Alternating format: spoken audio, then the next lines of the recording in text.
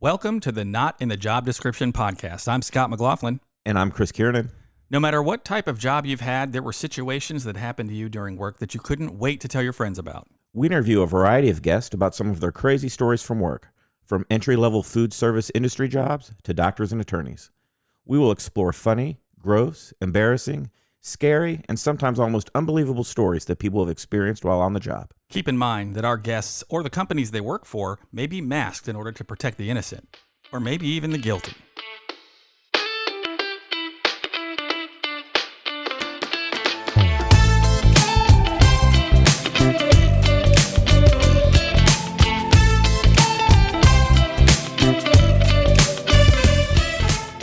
On today's episode, we're going to talk to Dan, who started off in the door-to-door insurance sales business. Welcome, Dan.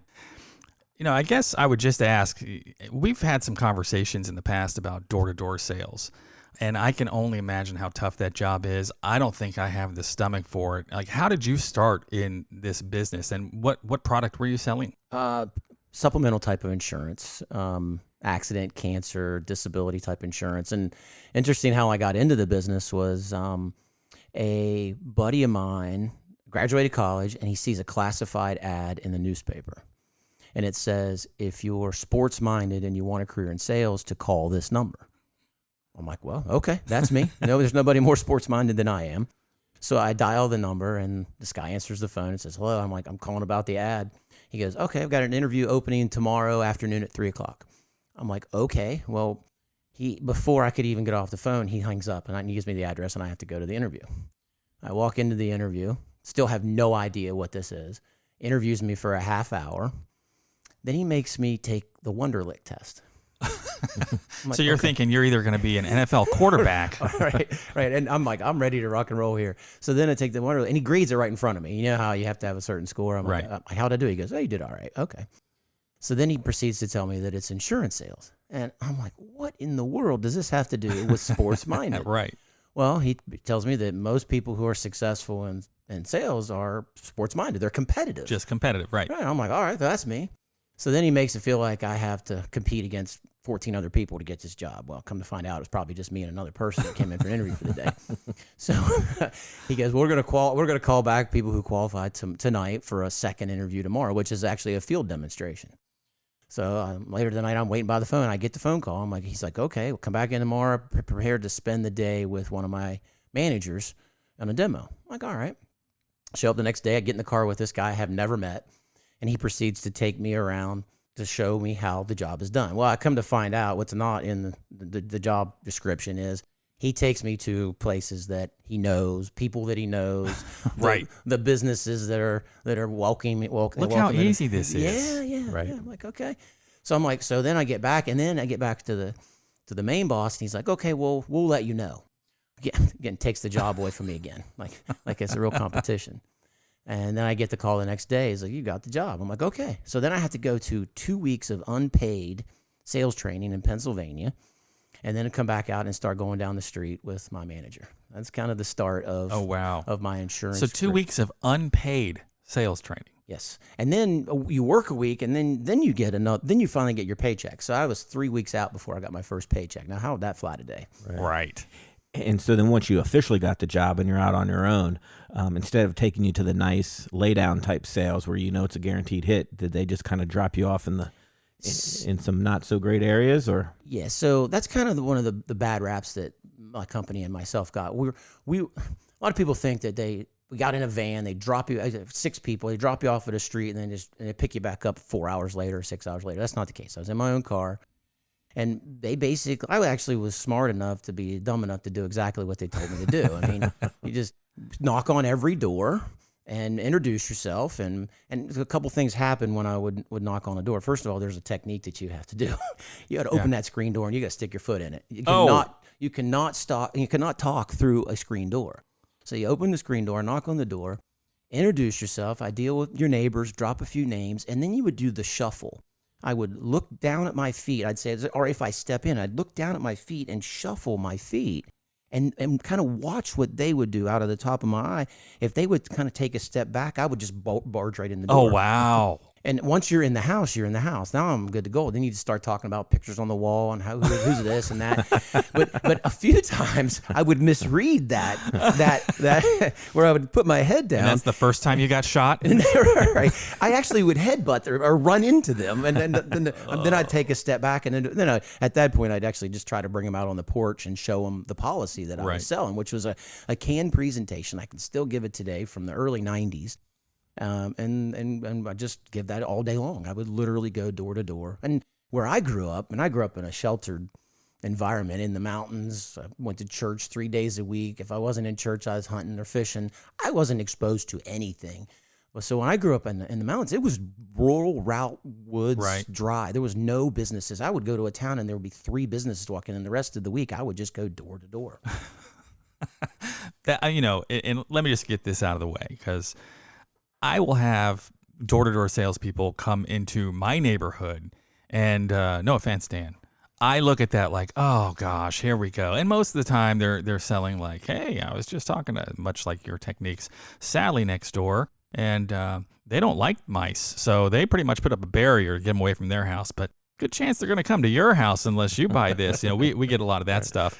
And as much as we kind of joke about that, and on a prior episode we talked about specifically, I think it was Kirby vacuums, and we talked about them because Chris sold them, our friend Travis sold them, and we joke about, oh my gosh, who would buy that? Well, I personally know about 5 people that have Kirby vacuums, and while the door-to-door sales is very unique, I know people that have had those vacuums for 25 years. I mean, it's a good product. It's not like everyone has the ability to buy those things, but it's not like the product was junk and somebody got ripped off.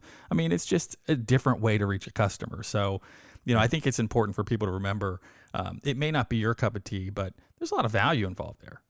Yeah, and we have good policies. I have people that pay premium, and if they get hurt, we send them money, and I've made a lot of good friends over the years because I've helped them in the time of need. So you're right, we had good products. Now, when I sold the products, I would make $8 or $16 an application. Big money, back in the day. I would sell 5 people in a day and make $80. Nice. But times have changed since then.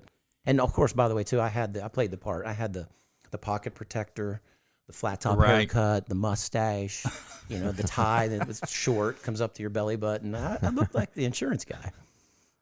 The insurance guy, or what was that movie where he was wandering around beating people up? I can't remember. Walking. I can't remember what it was now. Anyway, yeah, that ruined my own joke there. Right. But doing the whole door-to-door thing, you've got to run into different scenarios. And I will say, the one thing I appreciate by the door-to-door stuff is you're probably working with a lot of people who maybe they don't have a personal financial planner. Maybe they're not aware of things that are available to them. So at the very least, people are offering a service to people that otherwise might not even be aware of options. Oh, absolutely. For sure.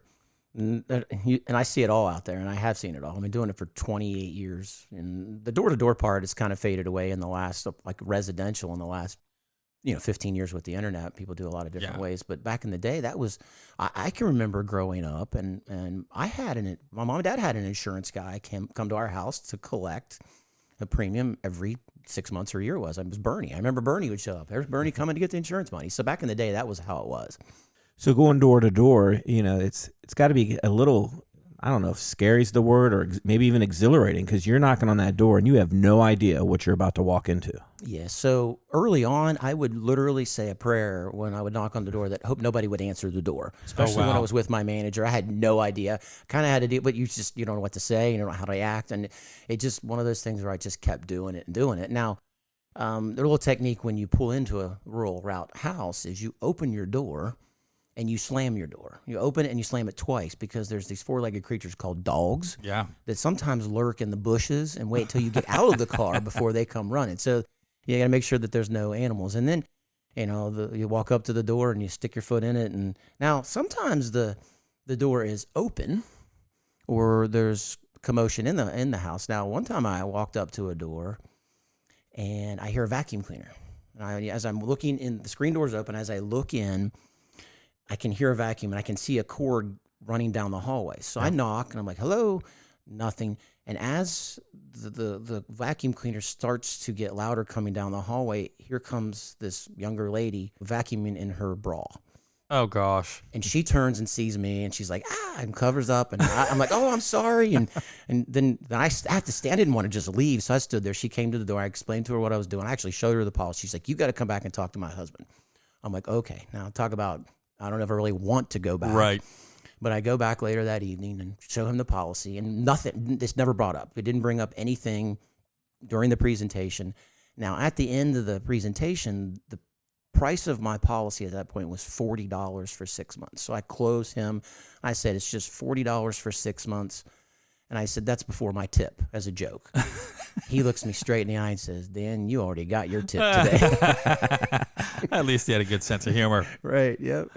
So I've seen it all out there. So I know there's got to be scenarios where you mentioned dogs and dangers like that. You have to have had some dangers from people who weren't happy with you just even being in front of them, right? Yeah, I had a guy that thought I was a scam guy, and when I go to leave, he was on a farm, he went and locked his gate, just locked the gate. I'm like, I'm holding my hands out the window. I'm like, can I leave? And they call the sheriff, and the sheriff has to come ask me who I am and go through the whole, give my ID and stuff, and then just lets me leave. Yeah, there's been many a time where people just are just mean, and it's just part of the deal. I just I roll with it, and as you get older, you try to pick and choose who you go to. But some of the houses on the rural routes, that was the ones I wanted to go to that weren't, that they need insurance, and my premium was a low cost premium of $20 or $40 for 6 months, and that was where I had a lot of my success. But you have to put up with, when you can smell the inside of the house from outside the house. Yeah. That's a little challenging to maybe try to get in there and sit down with, some of the houses aren't the best, but that's what I did. You talk about your training. I don't know if I have ever told this story. I don't know if Chris knows this one, but I had a very similar scenario right after college. I applied for a job, and this is 100 years ago, so it was in the newspaper, or the town crier yelled it out, whatever. So I applied for this job, and it was the same thing. Sports-minded people call this number, and they were great because they were a little coy. They were like, oh, let me check and see if we have any spots open. It was the whole, great. These are salespeople, right? So they get me in there. And I talk with the guy for half an hour, and he says, come back on Saturday, and we'll give you a try. I'm like, great. So I go back on Saturday, and while I'm there, I notice that there's like 20 other people. And he walks into the room, and he's got like 3 people with him, and he breaks us all up. So we're in groups of like 3 or 4. We get in this guy's car, and he says, we're going to go sell at this little town that's nearby. It's actually about 40 minutes away. So we're driving there, and the whole time we have no idea what we're selling. We have no idea. They could have just left us for dead somewhere in the woods. So we get to this place. This kid, he was probably a year older than me. He gets up and opens up the hatchback of his trunk, and he has boxes of calculators. And I'm like, okay, what are we doing? He was like, we're going business to business sales, man. I said, but what are we selling? And he points these calculators. So I'm like, oh, what have I done? I've just wasted a whole Saturday because he's not going to drive me home. And we end up knocking on like door to door. It would be a barbershop. Hey, we're selling these calculators. I don't need a calculator. It's only $5. All right. They buy this $5 calculator that he probably bought for 10 cents. And we went up and down the street. And finally, he wanted to go somewhere else. And I said, you know what, dude, I already figured this out. Not for me. He goes, well, I'm working the rest of the day. You can come along or do whatever you want. Oh, wow. So I ended up having to call my wife and go, you got an extra 45 minutes to an hour and a half to come get me because I'm not finishing out this day. But he literally was going up and down the street hawking $5 calculators. And I got to thinking about it when I pulled a spreadsheet out much later in life and was like, okay, I was with him for 4 hours. He probably sold 20 calculators. What does that look like in a full day? What does that look like? I'm sure it was calculators one day, staplers the next, but that's a tough way to make a living. But I'll never forget, like, the one thing that, as much as I didn't want to do that job, That dude had a can-do attitude. When he was walking into every business, he was everybody's friend. And the one thing that was weird, though, is it's a calculator. It's damn near a commodity today. It almost was then, too. But he was out there and he was selling it, and he was selling it totally off of his charisma. And I couldn't believe how well he was doing with that. But you have to have some kind of gift of gab to do that job, right?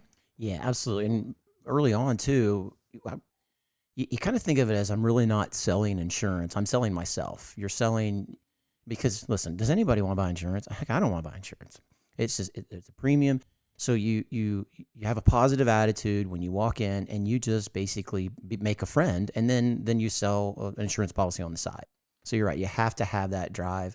And I guess, like I told you before, I just didn't know any better. Just did what I was told to do. You do this, and kind of doesn't work a lot today with other people who worked with me. I'm just going to go. I'm not going to fail. Failure was really never an option. And actually, there were 19 people in my unpaid 2-week sales training class, and I was the last one left after 6 months. I mean, to be in with the same company, the same job for 28 years is wow. Is rare. But you're right. You have to be able to, like when the cat jumps in the back of my window when I'm at a farm and eats my roast beef sandwich out of my back seat, you just kind of like, okay, I'll go get another one. That kind of leads me to one of the questions too.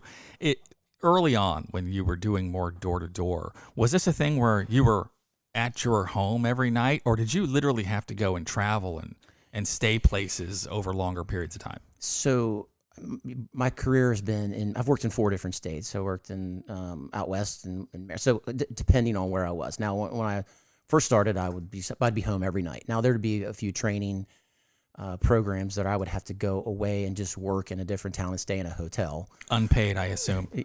Actually, I think they did charge us something for the rooms. So depending on the results of something. But yeah, but now when I worked out west, I went on actually in the late 90s, I was on the road for 40 out of 52 weeks one year. Here's a funny story on that. Back in the day in a hotel, you had to hit a 9 to get to do a local call. I would get back home and I'd pick my phone up, and after being on the road, I would hit the 9 on my phone from my house, thinking I was still in a hotel. That's how many weeks I traveled back in the day. But yeah, most of the time I would be able to get home. But yeah, we had the option if I wanted to go on the road and see. It doesn't matter. You can drop me out of a helicopter in any state in the United States, and it's the same job. There's no difference. And so then you would travel to sell the insurance, and then of course this is pre-technology. So then you had to backtrack some months later to actually collect on the premium, right? Because they weren't really being billed or doing automatic debit out of their checking. Yep, that's how it worked for up until 2009. I think we would collect for 6 months. So the premium would be paid for 6 months. We would have to go back and collect that. Now that made for a challenge. We would, again, people think we're debit collectors. I hated that when they thought it was debit collectors.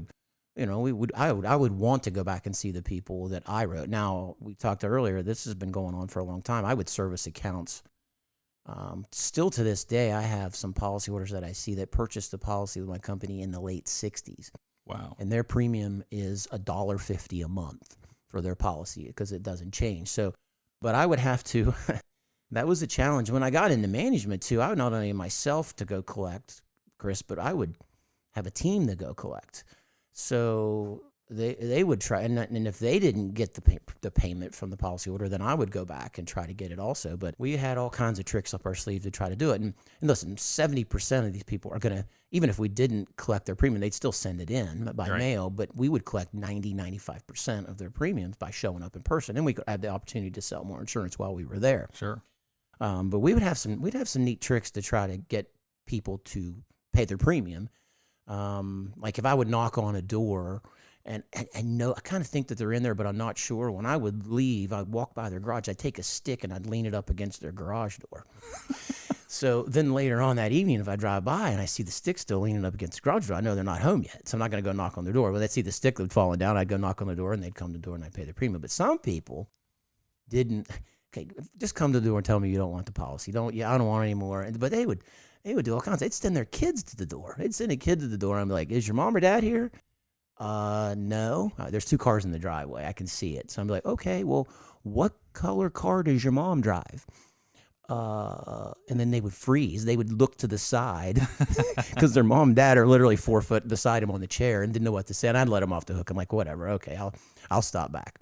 And then another one we would do, if I couldn't get somebody to come to the door, I would go to the neighbor's house who had already paid me as a policy holder. I'd use their phone and I would call next door because they had caller ID back there, and they'd recognize them. Then they'd, oh, hey, it's me. I'm the guy. I'm going to come by and get your premium. Oh, okay. That's funny. Now it's funny when I do all kinds of research on things that are happening for our episodes. I looked up a lot of things on how you started your career, which was door to door, and there are some ridiculous stories out there. I mean, and of course, not everyone's selling a product that has a lot of value. But I read something on Reddit, and I just thought this would be funny. This person said, when I was a rookie, I used to knock with my mentor. If he would knock into somebody and right off the bat, he could tell that they wouldn't qualify. He'd give them some ridiculous reason why he was there. But the craziest part was he did it with such conviction and he would never crack. This one time, there was a lady with a brown dirt or whatever smeared over the door. It went something like this. Hello, are you the homeowner? No, I'm renting. Okay, ma'am, we're here about the dookie, and he motions with his hand. We've been getting some complaints from the neighbors about the dookie that's on your door. Oh, I'm sorry. I was going to clean that up. Yes, ma'am. I'm here because this is your final warning. We're going to be back next week to check if it's clean or not. And if it's not clean, there's going to be a citation. And the person says, okay, I'll clean it. Thank you, ma'am. And another time, he was with this guy, and he opens the door, and he sees that this guy has a deer head on his wall that's visible from the doorway. He said, I wasn't there, but he told the guy he was in violation of the Deer Head Treaty of 1847, and it needed to be removed and boxed up. He said, I wasn't there, but the guy actually boxed it up on the spot. And there were so many stories. And this guy actually killed it on the sales team, but he was just quick on his feet. And if he thought this person doesn't qualify for the product, he would just screw with them. I think that's rude. Am I the only one here? No, you're not. Actually, I would, early on in my career, it didn't matter what the smell was or what the appearance was. I'm getting in that house. Now, as I got older, I would qualify people from the porch. If I didn't feel like I wanted to go into that home, I would come up with some ridiculous reason to not to go in the house. Yeah, I'm quite sure that I just can't imagine, even in 1950, that it was safe to walk into somebody's house. But nowadays, especially, the only thing that might save you is that they probably have a Ring doorbell, so they'll at least see you being killed on the camera somewhere. For sure. For sure. Well, what about when you first started? Again, this is pre-technology. You don't have a GPS on your phone. You didn't even have a GPS you could buy and plug into your car. So you're out traveling on these back roads. You just maps everywhere, or? Oh my gosh, Chris, I'm telling you, I had a county map for every county in any state that I worked. Now, so you're right, because it's hard to figure out. So I have people that I have to go see that have our coverage and places I'm going to go to cold calls. So especially the renewals, I would take a red Sharpie and I would mark their house on this county map. Now, these county maps have that grid. So if it's 12,000 County Road 8, at the top is the numbers that go across, and then the number, and you have to match that up to figure out the spot. Now, try driving down a back road holding a county map up in front of the steering wheel. That's not easy to do. So once I would service that account, I would take the red dot and cover it in with a black Sharpie. So when the day was done, I was hoping I didn't have a whole lot of red dots left, but it was ridiculously hard. So go ahead. I'm sorry. No, the first day that I got a GPS was one of the best days of my life. Right. So you get lost and have to ask for directions and things sometimes, or? Oh my gosh, yeah. Oh, good. This one guy, he's like, I'm trying to find a policyholder's house, and this is pre-911 too. And where I grew up, addresses were Route 3, Box 29A, or Route 2, and actually, the whole system that I sold from was a route month sales. So you had routes 1 through 6. Well, Route 1, I was always in this town in January and in July. That I was always in another town in February and August, 6 months difference, Route 2, Route 3, Route 4. So we would just repeat ourselves every single year. Well, this one guy, I'm trying to find this house, and he goes, oh, I know him. He's 2 looks up the road. 2 looks. 2 looks. Well, I'm like, I'm trying. At first, I pretended like I understood what he was telling me, and I'm like, okay, what do you mean? He goes, well, just look as far as you can look, drive to that spot, and then look as far as you can look again, and there's your guy. I'm like, okay, well, he was pretty accurate. So, a mile and a half, maybe. I'm not real sure. The original GPS guy. Yeah, that's right. The 2 looks. I'm like, okay. He obviously doesn't know how bad my eyesight is. Right. I would have came up about 10 houses short. Right. Well, at least, at least I could drive there. I lost my car one time in Perrysburg, outside of Toledo. You park it in the downtown area, and I cold called the businesses for 3, 4, 5 hours, and I literally cannot find my car. And now I'm walking around trying to pretend like I'm not lost and not looking for my car and hitting the button on my keyless entry. I'm like, try to get it to beep so I can hear my car. And finally, I don't know, 45 minutes later, I found my car and I can leave. That's crazy. I just can't imagine if my job was to travel doing that stuff. I'm sure, like anything else, if it's your day and it's what you do, you get used to it, and that's what you do. You had to also run across a multitude of characters. Anybody else that stands out or situations that you've run into that stands out to you while you were doing a lot of this travel for your work? Characters, every day. I mean, you have the guy that doesn't stop talking when you're trying to do the deal. I'm like, I mean, we're 45 minutes in, and I haven't even presented the policy to you yet, and you have to try to figure out ways to be able to make him understand that I'm here for a reason. But I mean, just a lot of I had a guy pass out on me one time. He passed out on you. Literally came to the door, opened the screen door, start to talk to him, boom, down the floor he goes. Passed right out. Opened the door up. I tried to get him to set back up, call 911. Oh, wow. And he's fine. I mean, he didn't go to the emergency room. I had a couple times traveling too. Not the best hotels. I don't know what kind of hotels you've ever stayed in. A multitude. Yeah. And now it's late out west. I'm got it's dark. I have to find a hotel, and you just pull into one in the middle of nowhere, desert. And you take anything you can get. Actually, one time the guy said, "Do you want the hourly rate?" I'm like, "No, I want the whole night." I didn't really understand what that was at the time, but I kind of do now. I was a shelter. Like I told you, I grew up a sheltered person. And then as I'm in the hotel room, I keep hearing this grinding noise, like chopping noise. I'm like, what is going on? I turn the light on once or twice, can't figure it out. Finally, I realize that there's a rat chewing the drywall in the corner of the hotel room, trying to get into my hotel room for the night. Nice. Not a whole lot of sleep that night. Right. No, I would be in my car. That's just me. Yeah. So I know some people in the real estate business, and every now and then they tell stories of the unexpected. Sometimes they'll run into somebody who looks like they're a pauper, and then you find out, they'd like to buy $1 million house. Or I had a friend who knocked on a door one time and said, "Hey, I've got some people who are interested in buying up some homes in this block because they want to change this to commercial. Would you be interested?" And the lady was like, "I've been asked before, but I think I am really interested in selling." He was like, "Oh, great. Let me get your information. I need to talk to the neighbors." And this person said, "No, you don't." And he said, "Well, I don't need to talk to the neighbors." And they said, "No, I own every house on this street." So he ended up doing one cold call knock, ended up selling like 10 houses so that this commercial group could come in and change the neighborhood. But have you ever had these scenarios where you got something that was completely unexpected, good or bad? Oh, absolutely. Kind of right along the lines of that story where I sell, a husband and wife, and he's like, "Listen, let me call my 2 sons, my brother, my sister," and they literally show up at the house I'm at. I've literally written insurance for an entire day, never left the kitchen table. Oh, wow. Because of, they like what I have, and that people just show up.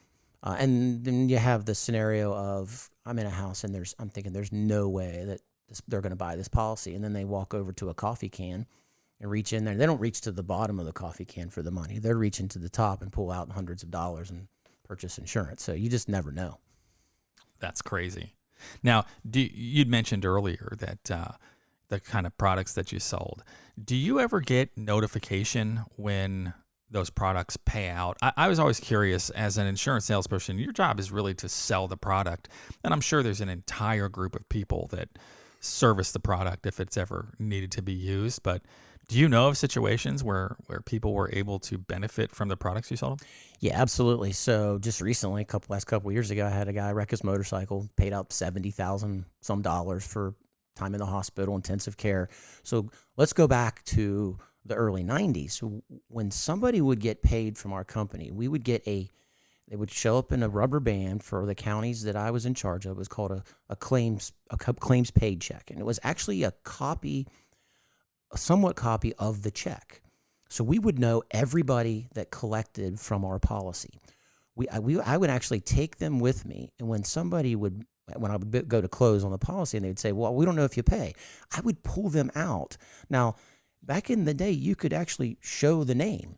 And I would show pre-HIP. I would show them, look, so-and-so's used this, so-and-so. And I would show them I would take out the early ones would be the $40 checks and the $100 payments. Then I'd get to the $1,000. And I always had multiple claims paid of in the tens of thousands of dollars. And I would show them the people that collect. And then eventually where the name was blocked out. And then eventually, obviously, in the last, 15, 20 years, we can't show any names as far as Sure, claims. yeah, right. But tons and tons of claims. And that was a big proof of that we did take care of our policyholders. And I've had many people that will call me back on the phone and tell me, hey, without that check that you sent me, I would have lost my house. I would have lost my car. That's the gratifying part for me with the job. That's why I love to do what I do. It's one of those type of deals where I don't want people to get hurt.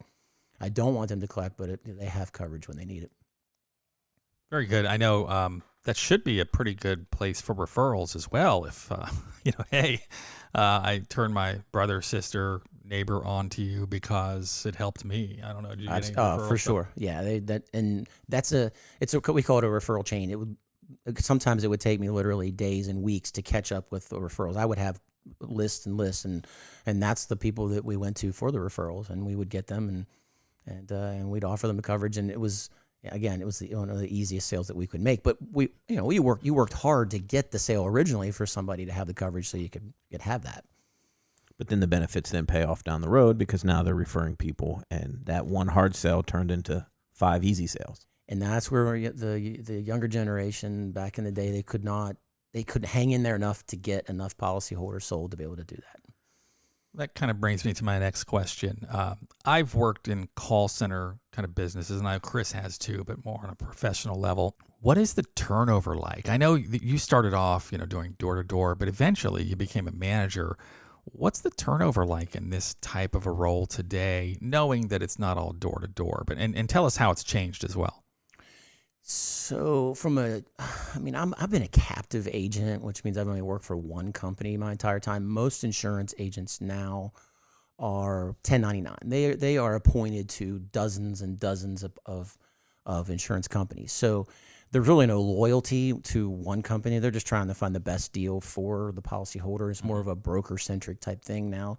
But from a captive line, for me, turnover was off the charts. I mean, I think all insurance companies back in the day they were. I mean, like I told you, I had 19 people in my sales class, and I'm the one that lasted only 6 months. Everybody else was gone. So yeah, it's a grind. And I guess the big picture in my mind was, what else am I going to do if I can't do this? I didn't know what I was going to do for a career, so I just stuck with it. Okay. Do they still use that whole sports-minded kind of? Obviously, people don't read the classified ads to get a job, but maybe they're looking online, Indeed, or something like that. Have they stuck to their guns on that type of personality that they're after? I think that's faded away more, and now they're more of an independent type of a 1099 organization recently. So they've gone away from that. But up until recently, when I dropped out of management, I always watched for the competitive person. I always tried to find the athlete, somebody that is in a career job that wants to make a better living for themselves. I can tell you, though, the idea of being sports-minded, that is something that's still used today for sure. Yeah. I know a lot of people bring that up.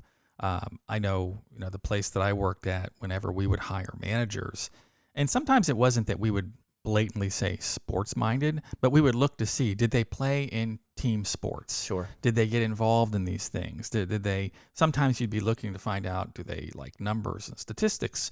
Or other times it's, do they know their place as a part of a team and know what their function is? So without a doubt, sports-minded is certainly something to look for. And And it's so much nicer now too because it applies to more people. I mean, it used to be there weren't as many women's sports and things like that, but sports minded is a very clear indicator to me that somebody knows how to work with others at the very least. Oh, for sure, no doubt. Teamwork, it's a big part of it. So in your time frame as being somewhat of a manager there, how many people do you think you've managed over all of your career? I would say easily 300 to 400, maybe a few more.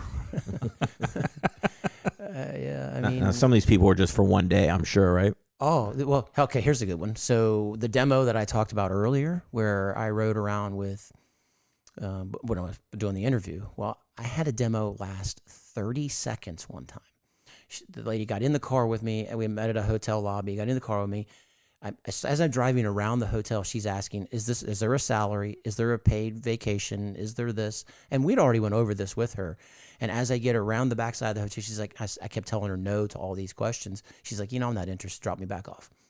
It was a 30-second demo. Oh, well, that's better than waste your whole day. Yeah, and exactly. I actually I did the opposite of what my boss did to me early on. I would take on a demo when I was a manager, I would take them to the worst places. I would take them down the back road to some of the businesses that I knew weren't going to have a good response because I wanted to see if this person could handle a day like that. And smart. A lot of times, like you said, Chris, it would be an hour. I'm like, this is not for me. Take me home. Right.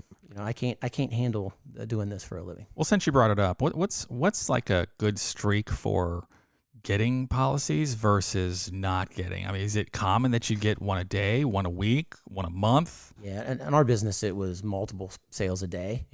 I kind of thought it was almost impossible not to get an app a day, but it does happen. It's sales, but as long as you put in the activity for the day, it would bounce back the next day, or for the week. I always told my agents, you don't get paid by the day, you get paid by the week. So stay with it. Now, when the pandemic hit, that made a whole different animal because we got shut down and we had to sell from our office. So I kind of went on a little streak and sold for 63 straight days from my office. Now, interesting that I bring this up because you're talking to people in person and now you're over the phone. I had a little issue during that sale. I would sweat profusely. My wife would walk down to the office and I had no shirt on in the middle of the office and she's looked like, I'm like, I just couldn't handle the phone thing, but I figured it out. But yeah, you did anything that you could do, but a sale a day. And we, back on those collections, we would get paid a commission to collect those. So it's kind of like a modified salary back in the day that you had to collect premiums and then sell additional policies. And I guess back in the early 90s, a good paycheck for the week was $500-600 for the week. And prior to myself, just a few years before I got hired, the managers would meet back up with us, and I met up with my team on a Friday afternoon. I would have to meet back up with them, say in a restaurant or a pavilion or somewhere, and I would have to collect all of their applications, all their checks, and I would do like a checkout. There would be weeks where I would have, I have a team of 7 or 8 players. There were weeks where I would have $30,000 in checks and $10,000 in cash. And I finally figured out that if you go to one of those check cashing places, you get free money orders because I would have to turn it into a money order, right, and then send it off to Chicago, and they would and we would get paid the following week. So and then you had to keep track of all that. Well, that's kind of interesting. I imagine that this insurance game, just all these things that used to be so manual, it had to have changed so much over the past, 10 years, just with the internet and everything being done automated. And, I don't know from an insurance standpoint, I'll bet you most people do go to some of these larger brokers and just go, all right, I'm looking for wholesale term life insurance. Who's the best for me? Here's all my info. Who's going to give you the best rate? Yeah, it punches it right out. It gives them options. That's exactly how it's gone today compared to, when I got my first iPad, it's going to sound kind of funny, it's 7-8 years ago. It was finally we went away from paper applications. It was the best day ever. Because I didn't have to do all this paperwork anymore. It was automatic, and it would make my family life a whole lot better too. But yeah, I would have to fax in a sheet of paper on a Monday morning so my agents would get paid on Thursday. We were still, wow, this is as little as 10 years ago. But yeah, right now you can You can, you hear the advertisements on the radio all the time. Just call a number up and you can get life insurance. But some people still want that in-person insurance guy. They want me to show up. They want us to be in person to sit down, because not a lot of people are. There are some people, especially out, are not into that, into the internet. Yeah, I have to tell you, I think we're a dying breed of people who like some of that. I know the people who service me. I still have my insurance with one person, and it's my home insurance and car insurance. And it started because a friend of mine's mother was an insurance agent. And, she was the one consistent thing, because no matter who bought that insurance group, she always worked there. And we were like, we don't care. As long as Jeannie's still working there, that's where we're going to do our insurance. Well, we just found out that it went through another sale, and it happened like just literally in the past couple weeks. And my wife called up about something, and they were like, oh, well, your policy's been sold to the so-and-so group. And we said, oh, is there somebody we can still talk to there? And they were like, no, well, there's some of the people are there, but we can't guarantee you'll talk to them. It was very weird, but I think that's just how things are going today. That personal kind of touch is being kind of put to the wayside for saving a couple bucks. Oh, there's no doubt. Absolutely. And when it comes to making a good impression early on and getting a client to stay with you, and I still have clients to this day that call me up and say, hey, I have somebody else for you to go see. And that's something that you have to stay on top of in customer service and help them do what they do so you can continue to have that. But I think that's the best part of my job. Well, thank you very much for spending the time and talking to us about what started off as door-to-door sales and turned out just being insurance sales. So, Chris, what have we learned today? Yeah, I learned that if you're lost on the back roads, just go 2 looks up the road and you'll be where you need to be. That's true. Yeah. I learned if you really don't want someone to sell you door to door, don't let them get their foot in that screen door, because they're coming right in. Is that right, Dan? That's right. I'm coming through. Well, that about wraps it up for this episode. I'm Scott McLaughlin. I'm Chris Kiernan. Saying, we'll see you at work.